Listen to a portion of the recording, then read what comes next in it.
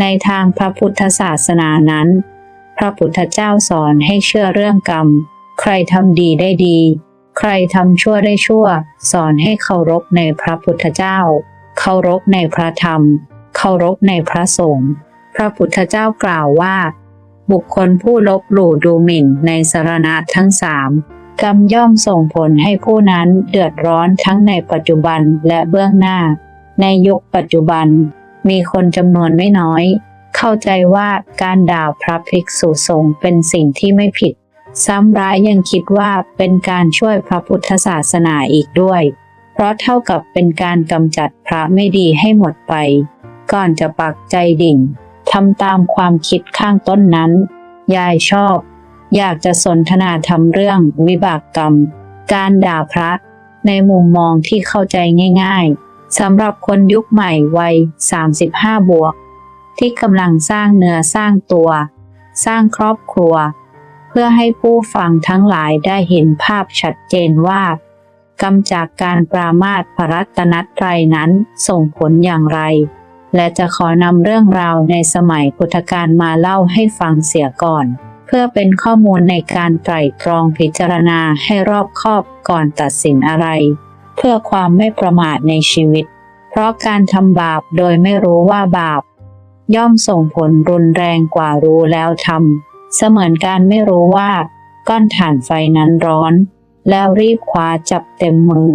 ย่อมร้อนกว่ารู้ว่าร้อนแล้วจับเพราะถ้ารู้ว่าร้อนเราก็จะจับมันอย่างระมัดระวังในสมัยหนึ่งที่พระสัมมาสัมพุทธเจ้าได้เสวยพระชาติเป็นนักเลงชื่อมุนาลิมีอยู่วันหนึ่งได้ไปเที่ยวป่ากับเพื่อนๆแล้วเห็นพระปัจเจกพุทธเจ้านามว่าสุรภิ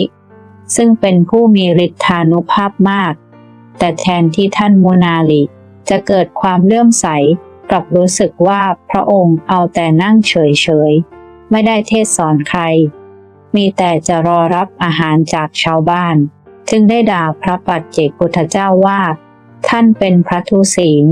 ห่มจีวรหลอกชาวบ้านไม่ยอมทำมาหากินมัวแต่เที่ยวเดินขออาหารจากชาวบ้านโดยไม่มีความละอายแก่ใจด้วยกรรมนี้ทำให้ท่านมุนาลิตกนรกหมกไหม้ทนทุกข์ทรมานหลายพันปีนรกจนมาในภพชาติสุดท้ายแม้พระองค์จะตรัสรู้เป็นพระสัมมาสัมพุทธเจ้าแล้วก็ตามก็ยังหนีกรรมนั้นไม่พ้นยังต้องรับกรรมที่เคยทำมาในอดีตทำให้เดียรถีอิจฉาริษยาคิดหาอุบายวางแผนใส่ร้ายโดยส่งปริภาชิกาชื่อสุนทีเดินเข้าเดินออกในวัดพระเชตวันอยู่2-3 วันทำทีว่าเข้าไปพักอยู่ในพระคันธกุฎีเดียวกับพระสัมมาสัมพุทธเจ้าจากนั้นพวกเดียรถีจึงจ้างโจรให้ไปฆ่านางแล้วนำศพไปโยนทิ้งไว้ด้านหลังพระคันธกุฎีและทำแผนชั่วใส่ความว่าพระสัมมาสัมพุทธเจ้าเป็นคนฆ่านางทำให้มีคนหลงเชื่อมากมายแล้วพากันด่าพระองค์ด้วยคำหยาบคายซ้ำร้ายไปกว่านั้นพระพุทธองค์ยังเคยถูกนางจินจมานวิกากล่าวตูว่าได้นอนในพระคันธกุฎีร่วมกับพระองค์จนนางตั้งครรภ์ทำให้ชาวบ้านบางส่วนหลงเชื่อที่เป็นเช่นนี้เพราะพบในอดีตพระองค์เคยกล่าวตูพระอรหันต์องค์หนึ่งที่ชื่อนันทะด้วยบาปกรรมนี้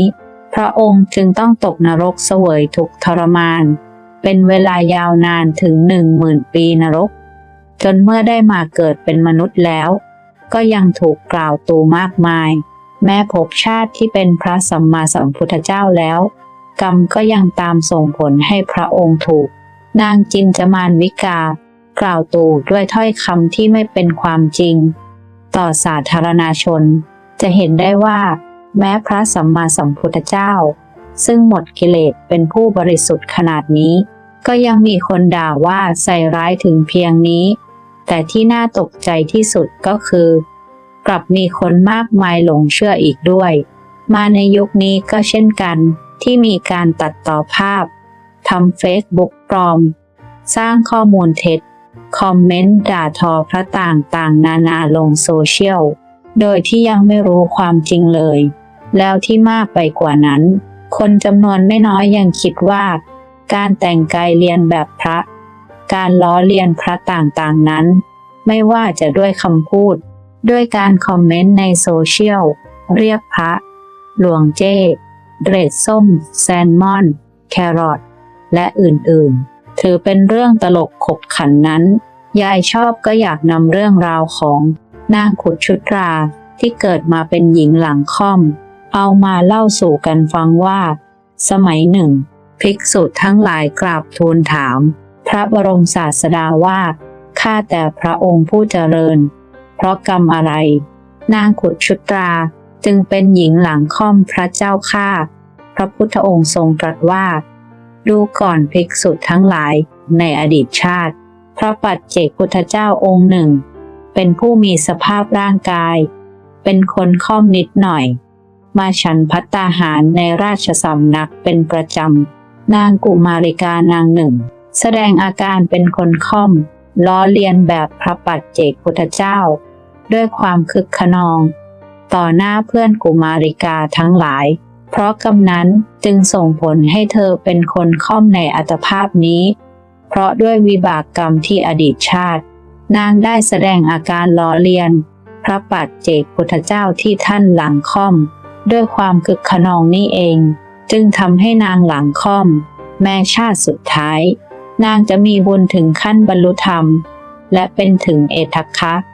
ฝ่ายผู้แสดงธรรมแล้วก็ตามมาถึงตรงนี้ยายชอบ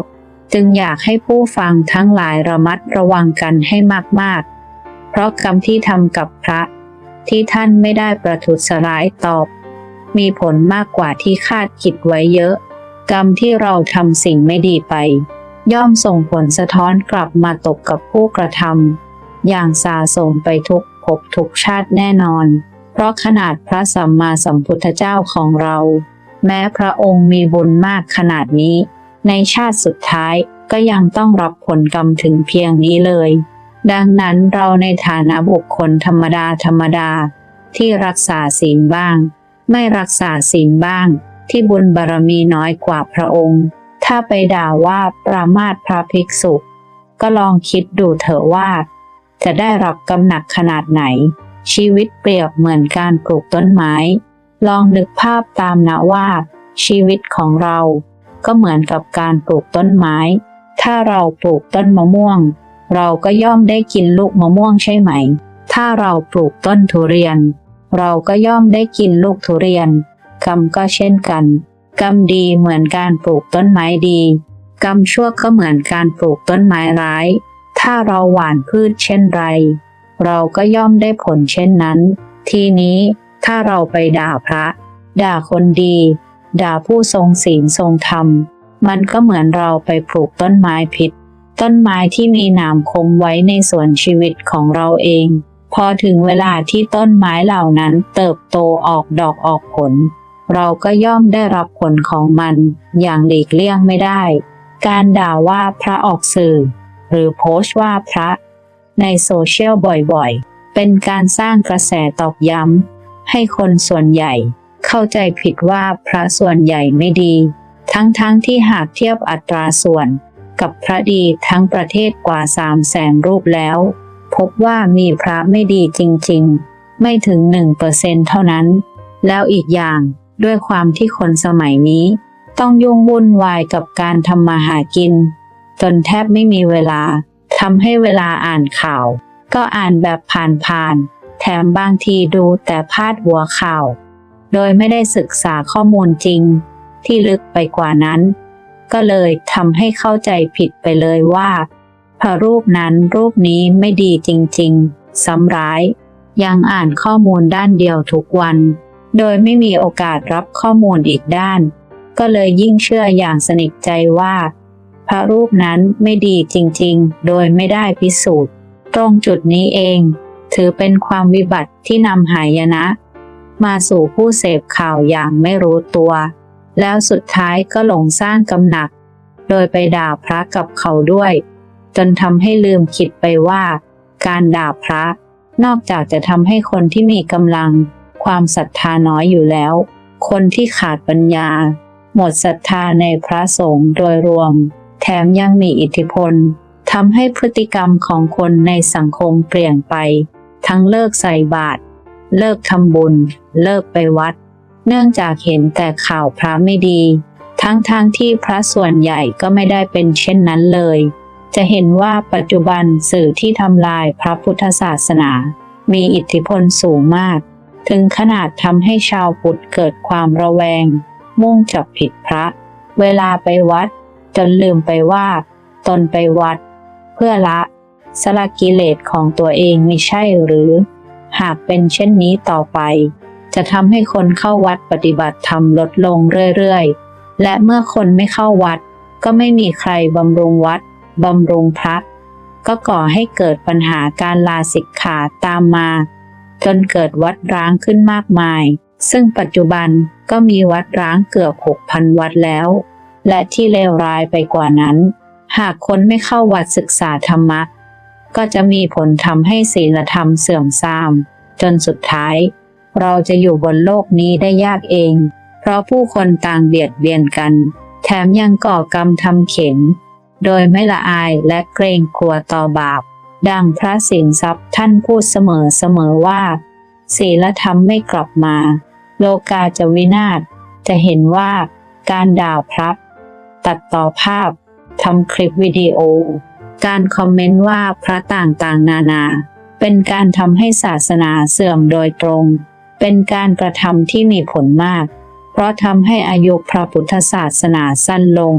โดยที่ผู้ด่าเข้าใจผิดคิดไปเองว่าเป็นสิ่งที่ถูกต้องซึ่งถ้าเป็นสิ่งที่ถูกต้องจริงๆพระสัมมาสัมพุทธเจ้าจะห้ามไม่ให้ว่าร้ายผู้อื่นทำไมหากเปรียบกับการลงทุนธุรกิจชีวิตก็ขาดทุนยับเยินเลยนะพระพุทธองค์ทรงตรัสผลกรรมที่ตำหนิพระสงฆ์ด่าบริพาทให้ร้ายแก่พระสงฆ์ควรขวายให้พระสงฆ์อยู่ไม่ได้ไล่พระสงฆ์ควรขวายให้พระสงฆ์เสื่อมจากลาภสักการะให้พระสงฆ์เสื่อมเสียบุคคลผู้นั้นย่อมมีความฉิบหายด้วยเหตุดังนี้ 1. ย่อมถูกโรคอย่างหนักคือย่อมป่วยด้วยโรคอันหนักทำให้ถึงแก่ชีวิต 2. ถึงความเป็นบ้ามีจิตฟุ้งซ่าน 3. เป็นผู้หลงไหลเมื่อทำกาละคือตายแบบไม่รู้ตัว 4. เมื่อตายไปแล้วย่อมเข้าถึงนรกหรือหากเกิดมาเป็นมนุษย์ย่อมเกิดเป็นสัตว์เดรัจฉานที่ไม่มีปากเมื่อตายจากโลกมนุษย์เขาผู้นั้นจะตกนรกถูกไฟเผาไหม้อยู่ชั่วกาลนานพญายมราชกรอกน้ำเหล็กทองแดงใส่ปากเสียบลิ้นด้วยเหล็กทองแดงแหลมถูกไฟเผาปากครั้นพ้นจากนรกก็มาเกิดเป็นเปรตครั้นพ้นจากเปรตมาเกิดเป็นสัตว์เดรัจฉานที่ไม่มีปากครั้นพ้นจากสัตว์เดรัจฉานมาเกิดเป็นมนุษย์ก็เป็นมนุษย์พูดไม่ได้เป็นมนุษย์ปากเหม็นพูดไม่มีใครเชื่อถือจะตายเพราะปากนี่เป็นผลกรรมที่ตำหนิพระสงฆ์แล้ววิบากกรรมจากการด่าพระมันจะส่งผลอย่างไรในชีวิตประจำวันของเรางั้นหรือยายชอบขอยกตัวอย่างให้เห็นภาพชัดๆตามนี้เลยนะข้อแรกคือวาจาไร้น้ำหนักไร้คนเชื่อถือสมมุติว่าท่านทำงานเป็นเซลล์ขายของหรือเป็นเจ้าของธุรกิจท่านอาจจะเจอปัญหาว่าพูดอะไรไปก็ไม่มีใครเชื่อถือไม่มีใครให้ความไว้วางใจลูกค้าไม่ยอมซื้อของลูกน้องไม่ให้ความเคารพทั้งที่สินค้าก็ดีบริการก็เลิศทำไมถึงเป็นอย่างนั้นนี่แหละอาจจะเป็นหนึ่งในผลของกรรมที่เคยไปพูดจาปรามาสพระหรือพูดจาไม่ดีกับผู้มีศีลมีธรรมวาจาคำพูดเลยไม่มีพลังไม่มีน้ำหนักข้อ 2. มีความตกต่ำในหน้าที่การงานท่านเคยเห็นไหมบางคนทำงานเก่งมีความสามารถแต่ทำไมไม่เจริญก้าวหน้าสักทีเหมือนมีอะไรมาฉุดรั้งไว้ตลอดได้ตำแหน่งก็โดนแย่งถูกลดขั้นถูกใส่ร้ายป้ายสีอยู่ที่ไหนก็มีแต่คนไม่ชอบหน้าการที่เคยด่าว่าพระ หรือผู้มีศีลธรรมไว้อาจส่งผลให้โดนคนรอบข้างตำหนิติเตียนใส่ร้ายป้ายสีหรือทำให้ตกต่ำในสังคมได้ ข้อ 3. มีความสัมพันธ์ที่ยุ่งเหยิงบางคนมีปัญหาเรื่องความรักครอบครัวแตกแยกทะเลาะเบาะแว้งกับคนใกล้ชิดบ่อยๆหาความสุขในความสัมพันธ์ไม่ได้เลยการด่าว่าพระสงฆ์หรือผู้มีคุณธรรมคือการทำลายความเคารพศรัทธาในตัวท่านเองผลกรรมจะส่งผลให้ท่านถูกดูหมิ่นไม่ได้รับความเคารพจากคนรอบข้างชีวิตคู่มีแต่เรื่องขัดแย้งข้อ 4. เจ็บป่วยไม่รู้สาเหตุบางคนแข็งแรงดีอยู่ๆก็เจ็บป่วยด้วยโรคประหลาดรักษาเท่าไหร่ก็ไม่หายขาขาดแขนขาดหรือมีอวัยวะบกพร่องตั้งแต่กำเนิดนี่ก็เป็นอีกหนึ่งวิบากกรรมที่น่ากลัวของการด่าพระในพุทธกาลมีเรื่องราวเล่าขานถึงผู้ที่ด่าพระอรหันต์แล้วต้องตกนรกและเมื่อพ้นจากนรกมาแล้วก็ต้องมาเกิดเป็นคนพิกลพิการมีร่างกายไม่สมประกอบให้ได้ยินได้ฟังกันอยู่ข้อ 5. ขาดสติปัญญาบางคนเรียนหนังสือเก่งแต่พอโตมากลับคิดอะไรไม่ออกตัดสินใจผิดพลาดบ่อยๆหรือบางคนแม้แต่เรื่องง่ายๆก็คิดไม่ทันคนอื่นการที่ท่านด่าว่าพระสงฆ์ผู้เป็นผู้ให้ปัญญาก็เหมือนไปปิดกั้นทางแห่งปัญญาของตนเองทำให้ขาดสติปัญญาไม่มีความเฉลียวฉลาดบุคคลผู้มีจิตคิดเลวทรามกล่าวตำหนิติเตียนพระสงฆ์ย่อมพินาศย่อยยับไปไฟไหม้บ้านเกิดอุบัติเหตุขโมยขึ้นบ้านแตกสาแหรกขาดไร้ที่อยู่ครอบครัวอยู่ไม่เป็นสุขมีแต่ความทุกข์ความเดือดร้อนเพราะกรรมที่ด่าพระสงฆ์บุคคลผู้มีจิตคิดเลวทรามตำหนิพระสงฆ์ย่อมเป็นคนพูดกรอกพูดเชื่อถือไม่ได้พูดเอาดีใส่ตัวเอาชั่วใส่คนอื่นครั้นอยู่ในโลกมนุษย์ย่อมได้รับผลกรรมอันหนักอยู่ไม่เป็นสุขมีแต่ความเดือดร้อนวุ่นวายจิตใจร้อนรนเพราะกรรมที่ด่าพระสงฆ์บุคคลผู้มีจิตคิดเลวทรามกล่าวตำหนิติเตียนพระสงฆ์ย่อมหาเรื่องก่อกวนชวนทะเลาะวิวาทควรขวายให้พระสงฆ์อยู่ไม่ได้ควรขวายในสิ่งที่ไม่ใช่ธรรมวินัยแก่พระสงฆ์ควรขวายเที่ยวหาเรื่องแก่พระสงฆ์ผู้ทรงศีลธรรมย่อมได้รับความทุกข์ร้อนวุ่นวายการงานไม่เจริญค้าขายไม่รุ่งเรือง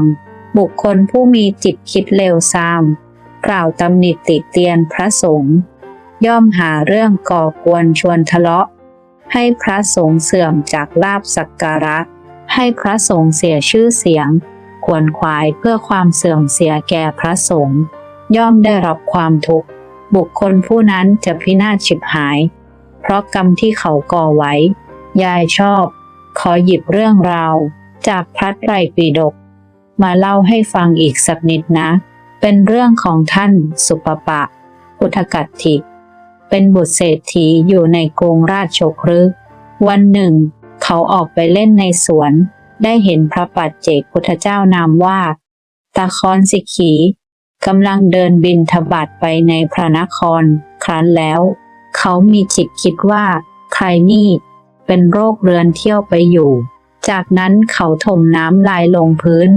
เหมือนกับอาการดูถูกแล้วหลีกไปต่อมาเขาได้สิ้นชีวิตเพราะกรรมที่เขาคิดตำหนิพระสงฆ์รูปนั้นเขาตกนรกหมกไหม้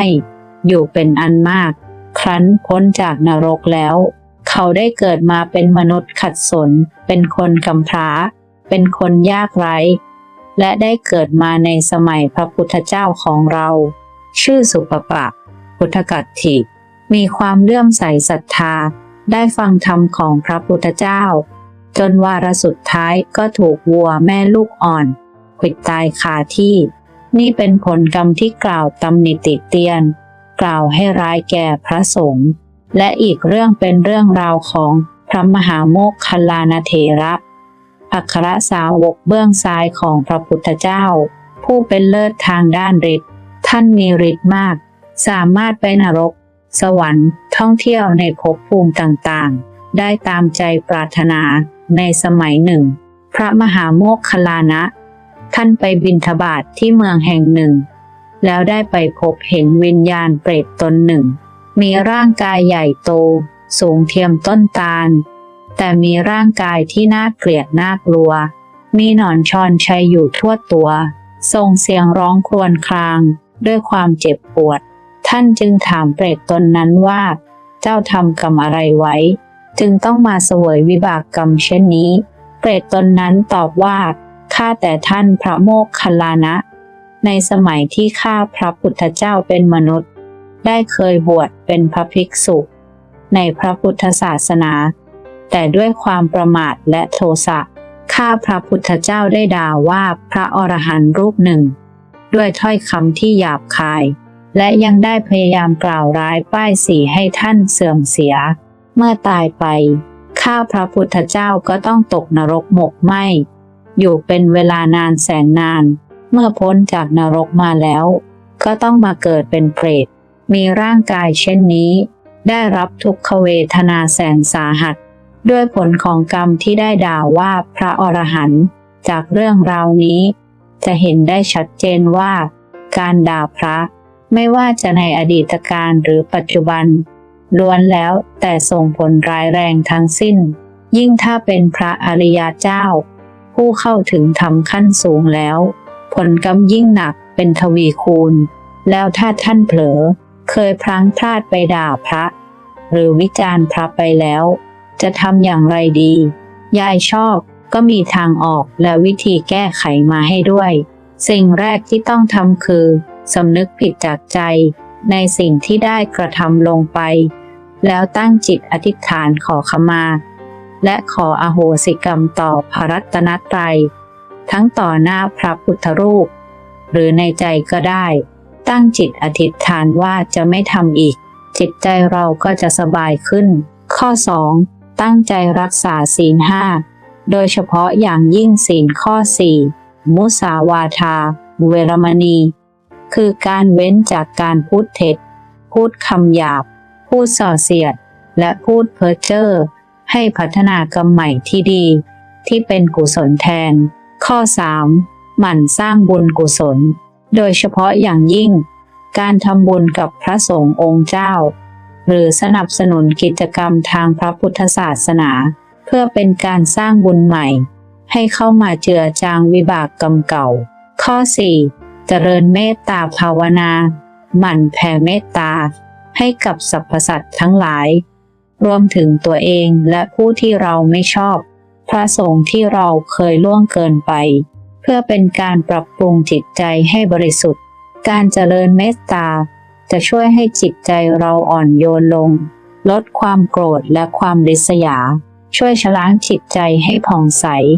เบิกบานและลดทอนอกุศลจิตลงได้ดังนั้นในฐานะที่เป็นคนพุทธที่อยากช่วยพระพุทธศาสนาอย่างบริสุทธิ์ใจจริงๆเราควรเผยแพร่แชร์โพสต์ภาพวัดวาอารามและข่าวที่ส่งเสริมพระปฏิบัติดีปฏิบัติชอบมากๆตลอดจนเผยแพร่คำสอนของพระที่ปฏิบัติดีปฏิบัติชอบเพื่อให้คนเกิดศรัทธาอยากเข้าวัดปฏิบัติธรรมกำจัดกิเลสในตัวให้หมดไปและเมื่อเป็นเช่นนี้พระพุทธศาสนาก็จะเจริญขึ้นจนกระแสศีลธรรมบนโลกใบนี้กลับคืนมาการด่าพระเป็นกำหนักที่ควรหลีกเลี่ยงอย่างยิ่งฉะนั้นเราอย่าเป็นผู้หนึ่งที่ทำลายพระพุทธศาสนาโดยรวมเลยและอย่าเป็นผู้หนึ่งที่ทำให้ศาสนาเสื่อมโดยไม่รู้ตัวอีกทั้งก็อย่าเป็นผู้หนึ่งที่ทำให้อายุพระพุทธศาสนาสั้นลงไปอีกเพราะบาปกรรมตรงนี้จะนำหายนะมาสู่ชีวิตทุกรูปแบบจนเรารับไม่ไหวเลยทีเดียวขอให้ทุกท่านมีสติพิจารณาคำพูดการกระทำของตนเองอยู่เสมออย่าให้โทสะและความไม่รู้มาครอบงำจิตใจให้เราตั้งมั่นอยู่ในความเมตตาความกรุณาและความเคารพต่อพระรัตนตรัยพยายามรักษาใจให้บริสุทธิ์งดเว้นจากอกุศลกรรมทั้งปวงและหมั่นสร้างบุญบารมี พื่อชีวิตที่ดีงามยิ่งไปหากชื่นชอบคลิปดีๆแบบนี้กดไลค์กดแชร์กดติดตาม